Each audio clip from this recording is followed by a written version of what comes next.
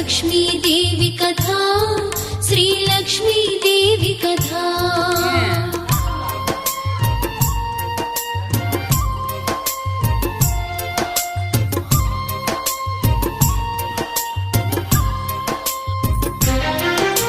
Shri Madhava వక్షోవాసి శ్రీరంగధామేశ్వరి,